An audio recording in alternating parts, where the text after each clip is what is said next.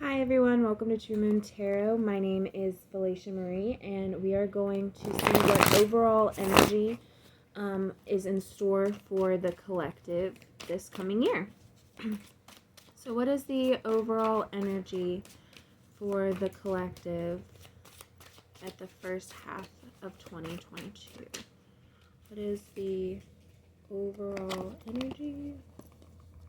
If I can get my cards in my hands to shuffle.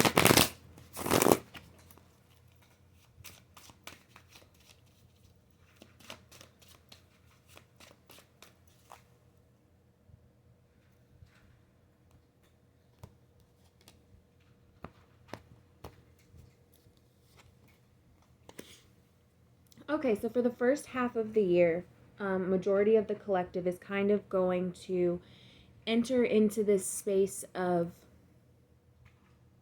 home.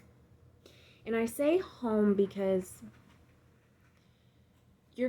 I feel like this is a lot of heart chakra based feelings, emotions. I feel as if for a lot of you, you're coming to some sort of, not necessarily completion, but it's going to be the fulfillment of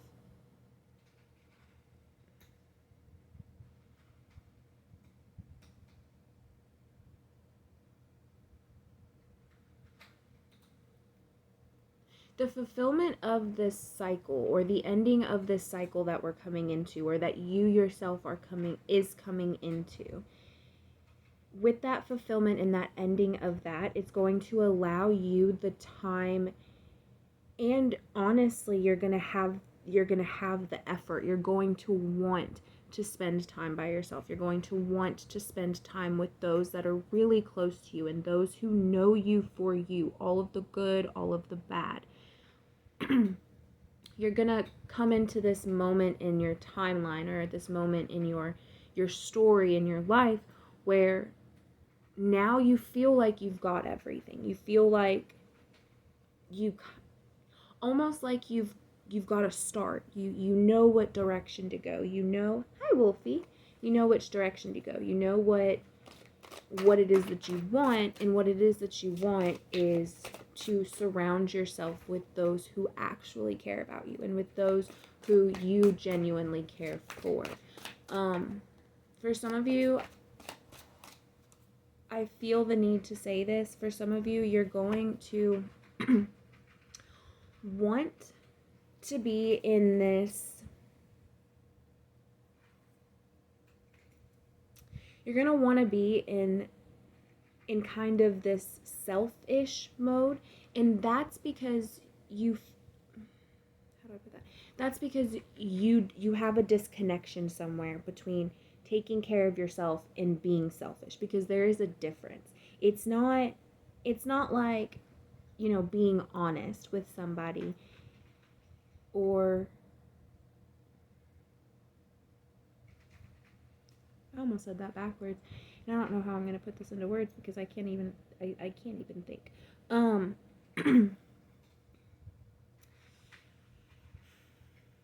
Emotionally speaking, some of you are going to play it out as selfish. You are going to allow your ego and your pride to get in the way of your healing. For some of you, you're not going to have that solid foundation, that solid emotional standing to go on. Which this time alone that you're going to have is supposed to be preparing you for this. It's supposed to be allowing you to figure out where your bottom line is, right? Where your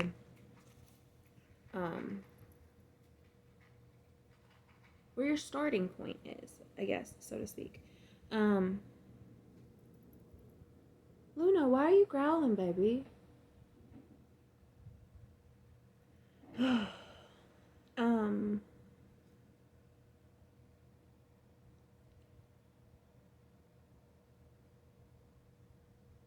Some of you, there's emphasis on not working yourself too much, not overworking yourself, not biting off more than you can chew. And I feel like for a lot of you, you tend to do that, and that's because you need to feel like you're in control of something.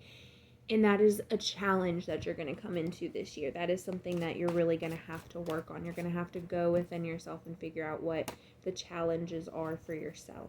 Once you do that, we have the Ace of Cups here. Once you do that, it's going to kind of not necessarily jumpstart your new growth, but it's almost like, you know, when you have like a rose bush, right? You have a rose bush, and the first year, first time, it doesn't look that great.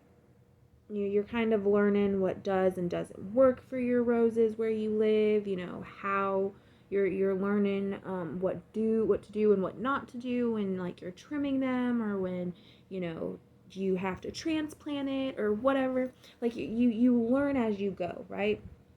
Well, the following year, everything seems a bit easier, and then the following year it's a bit easier, and then so forth, till eventually it's almost, it takes no thought, it takes no effort, it's just there and it works, right? That is kind of like what I feel like is happening for some of you, but it's also, it's allowing you to find out what works for you while also how you work for it. Does that make sense? Because you can't get anything back without putting the effort in, right? So you've gone through this cycle, you've figured out, you know, what it is that you're going to change about your life, what you've learned from certain lessons over the year, and now you're able to start this brand new year off and start, you know, the first half of the year, or coming into you know, the end of the year. You're going to find a way to figure out what works for you and what you work for. Because not everybody fits everything. You know what I mean? Like, I may be good at crocheting, and I may be good at drawing, and I may be good at friggin', I don't know. What else am I good at? I'm good at my job. But anyways, I can't be a master in everything because I've spent so much of, well, that's not true. I can't say that I can't. I could be, but at this current moment in my life, I am not a master at anything that I know how to do because I've spent my time going from one thing to another. I bite off more than I can chew. I burn myself out on something, right? So this coming year is going to be different. I'm not going to let myself burn out. I'm going to focus on the things that I want to do. I'm going to, you know, focus on these videos and focus on my little crochets, and my job's easy. I can do my job lickety-split, no issue, right? So it's going to be incorporating these other things that now I have the time for. Now I have the mental capacity for. Now I have the emotional capacity for. And I can handle that, and it's not going to be stressful. It's not going to be tiring. It's not going to be painful. I am able to start this with all of the brand new opportunity and all of the brand new feelings and flutters and all of that, because I have taken the time to figure out what works for me and what I work for.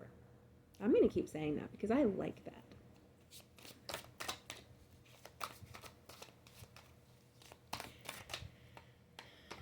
What is the last message? What is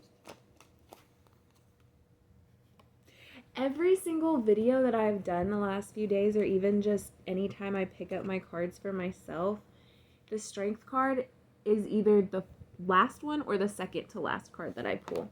So this is, and then we also have the Fool at the bottom of the deck.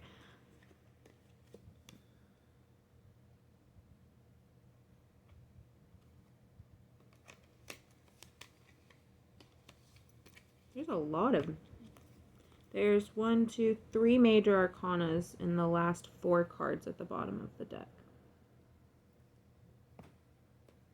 Anyways, the strength card has been one of the ones that's just there. And I feel like that's because we talk about how, you know, there's different moments in our past and different things that we might regret, or different instances. In the end of the year, especially winter time, for a lot of people, you know, you get your seasonal depression, you get those who have depression and things just get worse. You have those who, you know, can't spend it with certain family members, or they just don't have any family. And so winter in and of itself is a time of reflection and a time of being around your family and a time of coming together and sharing about the things. Originally speaking, you know, when we were still hunters and gatherers and we didn't have this community that we have now, during the winter time, the tribe would get together, the family would get together, and they would all hold in for the winter, right? Well, during that time, you talked about the things that happened the year. You talked about your hopes and your dreams and your aspirations and the plans that you had coming for the next year. And because of the way our society is now, you have a lot of people who focus more on the negative side of the past and the negative side of the trauma or the conflicts, the experiences, things that have happened, and you just think about it. And when that happens, you let yourself up and you open yourself up to allow these negative beings and these negative thoughts and these doubts to continue to creep and continue to grow, and you give them power. Because we're coming into this new year, especially with the fact that it's 2022, which is the number 6, which talks about healing and harmony and the coming together of things. And while, yes, you know, there are negative connotations with the number 6, we have been going from this whole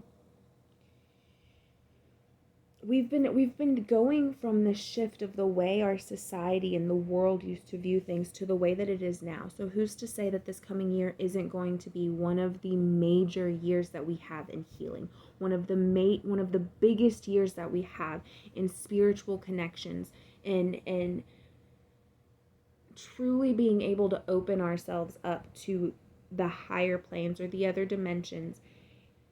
Who's to say that there isn't going to be that negative aspect to it? Because